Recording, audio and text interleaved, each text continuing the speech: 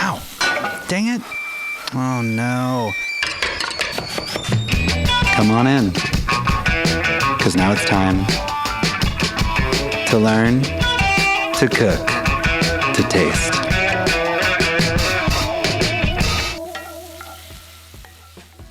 Hello and welcome to Taste, the show where every episode dives deep into a different food. Now, if you've been listening for a while, like I know you have, you're probably confused why an episode is coming out today. Don't episodes come out every 2 weeks? Well, yeah, usually. But I'm going to try something new this week. In addition to this podcast, I've also been writing a bunch of stories about food and travel, and they're kind of long, and I feel like maybe not everyone likes to read long stuff. So I thought I would record one of them, the last one I wrote. It's about figs, something I hold very dear to my heart, and I hope you enjoy it. Here we go. I want to be buried under a fig tree. Not a fruit, but 100 tiny flowers. By now, a lot of people have heard that factoid about figs and wasps, though it is, I think, a bit overblown and misunderstood. But there's something about figs that I find much more special and beautiful. Figs are not actually a fruit, but a fleshy sack filled with hundreds of tiny flowers. And at their best, they kind of taste that way, don't they? Delicately perfumed and irresistibly sweet. I am a freaky little fig boy. I love figs. I just absolutely love them. In fact, they might be my favorite food. I love them not only because of how fantastically delicious they can be, but also because they have the trees, the leaves, and the figs themselves been either a catalyst or a silent witness to many important spiritual and emotional moments throughout my life. When, or if, I leave this mortal coil, I want to be buried under a fig tree. In fact, I'm currently growing the tree I'd like to serve as my headstone. I started growing said tree from a cutting, in a process I'll explain later on, I took in New York City from a tree under which my brother and I had a long, cathartic, healing conversation of wounds, of misunderstandings, that ultimately set our relationship in a completely different, closer, and more positive direction.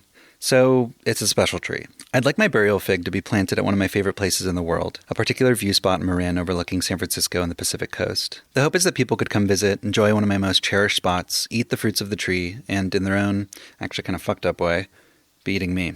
I've grown or tried to grow many figs over the past 7 or 8 years. Most have died. I drove back and forth across the country with 2 figs buckled into the passenger seat of my old Dodge van. After a cold night in Taos, they'd both frozen and lost all their leaves. I thought I'd killed them, but somehow they survived. That is, until I returned to Brooklyn a few months later. I had stored them in the bathroom, and my roommate's shower and my neglect eventually caused their roots to rot. Poor boys, though they're not alone. Several of my other children have also rotted, while others have died of inattention or never quite rooted in the first place. As much as I love growing things, and as resilient as figs are, I unfortunately have what they call in the gardening business a black thumb. My burial fig, though, the only one that really matters, has been, through constant care and fussing, thriving. It is now 4 years old, about 4 feet tall, and enjoying the constant sunshine of Los Angeles. Where did it all begin? Well, I had my first fresh fig in Sardinia when I was 20 years old. My host there, a very kind man who offered me rusks and strong coffee each morning, had pointed out a fig tree to me when I arrived. A few days later, on a walk, alone, I recognized that tree again. I found a big, soft fig hanging from one of its branches, plucked it off, and ate it. It was, forgive me and or please kill me, love at first bite. Such a strange, new perfume taste, such a strange, soft, squishy crunch of a texture. I was struck. A revelation. About 5 years later, I had, what I'm realizing now might have been, my first panic attack. I was traveling with some close friends, and we were very hungry in a hot, busy, open-air food market with not a lot of time to eat. No one could decide where they wanted to get food. After what felt like an eternity of hemming and hawing, I started to, quote-unquote, freak out. I turned away from the group and started speed-walking through the market. Almost immediately, I passed a stall selling large baskets of plump green figs. I paused, bought a container for about $5, and quickly sank my teeth into one. It was so cold, so soft, so radioactively sweet. What happened next was a physiological phenomenon I hadn't experienced before or since. I truly felt my hot stress melt away, drain out of my head, down my trunk, and right out of my body. It was incredible. I was cured from one bite of an ice-cold fig. Later that week, as our group walked around a small stone town, we learned, by nose, that you can actually smell a hot, ripe fig tree from a mile, or at least a few blocks away. Follow your nose. The thick vanilla and coconut smell of the leaves, mixed with the floral smell of ripe fruit on the tree and the boozy, fermented fragrance of figs on the ground, and you might be led to a bundle of edible jewels. My friend and I were led to a particularly well-endowed tree, and there we spent a good while under its branches, picking more figs than we could carry, taking bites and tossing subprime carcasses to the ground, indulging like fat, happy kings. Another few weeks later, and we were in Paris. At a fruit stall, I grabbed a box of beautiful, dark purple figs. So shapely, so nicely round and pointed, like fat teardrops. I cut one open. Goodness gracious, someone had stuffed that fucker full of raspberry jam. It was absolutely gooified inside, bursting with molten thickness. I'd never seen anything like it, so intense, almost psychedelic in its swirling depth and usaaciousness. I popped it into my mouth. Hitchcock-zoom. A radiant red sweetness so utterly intoxicating. It wasn't an anxiety reliever per se, or part of a plentiful feast, but it was the best piece of fruit I'd ever had. After that fateful trip, I moved to New York City, and my love of figs blossomed. I was in my mid-20s, and I spent those late summer months biking all around town looking for fig trees. From Astoria to Staten Island, where I even attended my first fig festival, my eyes became pattern recognition devices made to identify fig leaves. I noticed them everywhere, and marked down on my map the most prolific, or those with the best fruit. Later, when I was working at Comedy Central in 2018, one of my bosses told me he had a huge fig tree growing outside of his apartment in Manhattan. A few weeks later, on a fig-centric bike from Brooklyn, and without giving him a heads up, I stopped by the building address he'd given me. I found my way through the front door of the complex, then through a locked gate and out into the back courtyard. Above me towered a 2-story tall fig tree, the tallest I'd ever seen. A few minutes later, my boss, again unaware that I was there, walked out of his front door to find me on top of a dumpster, in a fall-leaf turtleneck, on my tippy toes, reaching for a big, fat, purple fig. He, understandably, didn't seem too happy to see me. However, in a city where you rarely see figs for sale, even at the farmer's market, operations like this were often necessary. Not so in the East Bay Area, where fig trees are ubiquitous and many good produce markets stock several varieties throughout the season. And it was there, a few summers ago, that I had a fig renaissance. I worked at the time at Chez Panisse, where in the late summer months, figs came in perfectly ripe by the farm box. During these months, I'd sneak out into the walk-in refrigerator and quickly comb through the boxes of figs like I was hunting for vinyl, each finger lightly pressing a different fig in search of the absolute softest. The ideal ones felt like a soft bag of goo when touched. I'd hoover them greedily before running back upstairs to the line. Unaware of my obsession, the chefs at Chez would sometimes assign me the task of roasting figs. I'm not a huge fan of cooked or dried figs, though these figs, placed on top of fig leaves, bay leaf, and thyme, then sprinkled with red wine vinegar, olive oil, salt, and pepper, before being cooked goose-eyed up in the wood oven until molten and lightly charred, were incredible. As I prepped the figs, cutting dozens in half to be roasted, I inevitably plopped the choicest, jammiest specimens not into the hotel pan before me, but directly into my own mouth. That summer, I started to branch out and do some experimenting. Baking fish in a fig leaf, something I learned at Chez, which gives the fish a novel coconutish flavor. Eating fig leaf in panna cotta and ice cream. At home, I made Sicilian candied figs by simmering fresh figs in simple syrup, letting them sit at room temperature for the rest of the day, and then repeating that process the following 2 days before dehydrating them slowly for 2 more days. The result is a deep, dark, sticky, sweet preserved fig. I also picked fresh fig leaves, toasting them in the oven, steeped half into gin for fig leaf martinis and the other half into Everclear, along with some of the leftover fig simple syrup to make fig cordial. I haven't actually tried either in a while. Allow me to now. Wow. The Everclear cordial, now 3 years old, is hot and wonderful. It smells like a ripe banana and coconut, tastes like tropical fire. Probably make a pretty good pina colada.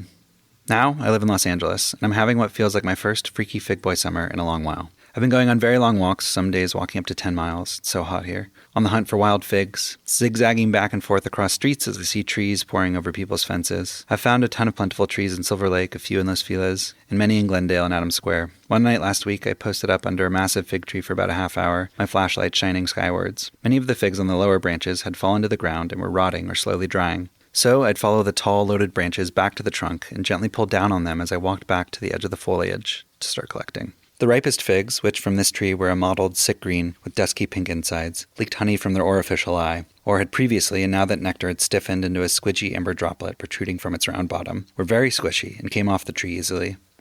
It's best practice to break open each fig before you eat it. This way, you can not only observe how ripe it is and behold its internal beauty, but you can also give it a once-over for any unwanted additives. This summer, I've cracked open several figs and found, to my horror, small maggots swirling around in there, hiding between the very similar-looking grains of underripe fig. Where do they come from? My theory is that these horrible creatures are often found where figs have been allowed to overripen, fall to the ground, and rot, thereby attracting fruit flies, who then lay their eggs in the unripe fruit above. Absolutely vile. I avoid the figs from trees like this now, except that one in Glassell Park, which is just too laden and tasty to abandon. Since my time in New York, I've also continued to take cuttings, and I'm currently growing 5 or 6 different varieties of figs. It's a lot for someone that doesn't have ground to put them in, but then again, there's always room for more. Earlier this season, I stumbled on a tall tree in Silver Lake that produced a variety of fig I'd never seen before. I picked a drying, fallen fig off the ground and found its outside and its insides to be intensely red and sweet. I left a note on their door asking if I could take a cutting of the fig, assuming I probably wouldn't hear back. But the next day, they responded, and I headed over there to clip a few branches. Now, it's actually not a great time to take cuttings when the fig is actively growing and giving fruit, but I was too excited to wait. They're actually sitting on the windowsill in front of me as I write this, and I am praying for them.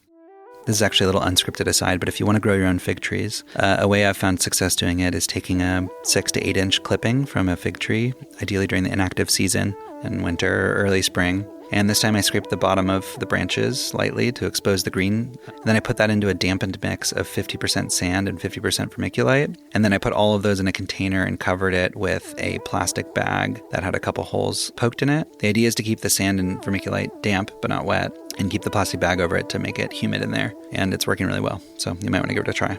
Anyways, back to the story. Like I said, it's a freaky fig boy summer. In the past few weeks, I've probably eaten about 60 figs off wild or yarded trees. It's been awesome. I've been eating Granny Smith green guys with honey amber insides, greenies with a purple-red interior, dull green filled with starburst pink, purple with rose-colored guts, dark purple with crimson goo, blushed figs bursting with blood-red, crunchy pudding. Each I've enjoyed at different states of development. Underripe with each tiny internal flower, dry, tumescent vegetal grain, just ripe but not quite yet jammy, just floral, light, and pleasant. Totally ripe with cracking skin and golden syrup weeping from its lower wound. Overripe with dark brown guts, smelling of ugly wine booziness. Just barely dried on the tree, a bright and berry-concentrated crunch. And, on occasion, dried to a chewy husk, all brown and dark Newton-y nonsense. In all its forms, something precious. I realize I've barely even described what it's like to eat a fig. It's so personal it almost feels wrong to put into words. There's also so many different varieties. Hundreds, I believe, far more than are available at your local farmer's market or grocery. That it'd be foolish to try to generalize. I know some people that think that figs are too sweet, that they're cloying because they lack the acidity you might find in something like a nectarine or a plum. I don't know about that. Okay, fine. Let me try, at least, to describe the two varieties of figs I currently have in my fridge, both from trees around Los Angeles. The first one is green. The skin is wrinkled like a soft walnut. It might be a bit overripe. I've just torn it open, and it's very dark red, verging on brown. Okay, shit. I actually can't describe that one because as I was writing that sentence, I got up from my bed to examine it under the light of the lamp. As I inspected it, worried that the brown section might be rotten or infested, I started thumbing my way through its softness, then, slightly hunched, pulled a bit of the redder part off with my lips. Delicious. Whoever said these don't have acidity doesn't have a mouth. Bites came quickly after that, in a blur, and by the time I came to, I was at the trash can, throwing the tiny remaining, slightly brown section away. The inside of the next fig is the color of undercooked apple butter, golden pink under the light. Honestly, you're not going to believe me, but it just happened again, damn it. I took a bite, thought, maybe it isn't acidic. Actually, this one tastes a bit like a green pepper, kind of vegetal, and before I knew it, the whole thing was gone. This brief experiment brings me to the conclusion, I don't think I can eat a ripe fig slowly. I just can't help myself. It's one of those special foods that, when perfectly ripe, draws you into the experience of eating it so all-consumingly that you kind of black out into the pleasure of it. And so, I'm sorry. I'm all out of figs, I'm getting tired, and I don't think I can translate the experience for you at this time. But I can offer you a bit of encouragement. Lace up your shoes, go on a long walk, and keep an eye out for your local fig trees. Look for their long, lovely leaves poking out over your neighbor's fences. Keep your nose open for a whiff of that sweet, floral vanilla sunshine. Hop on your tippy toes, reach around for the softest one, close your eyes, and let it transport you. Go get yourself some street figs before the season's over. I know that's what I'll be doing tomorrow. You've been listening to To Taste. If you liked what you just heard, you can read more of my work on my Substack, which is also called To Taste. You can leave a comment if you hated it, and I'll never do this again. I make this podcast. My name is Cody Reiss. You can find me on Instagram at Cody Reiss. Find the podcast on Instagram at To Taste Podcast. Our art is made by Ben Fathead Freddy, and our music is made by Justin Kohlberg of Moonrun. And if everything goes according to plan, we'll be back next Friday with another interview. All right, thanks for listening. Bye.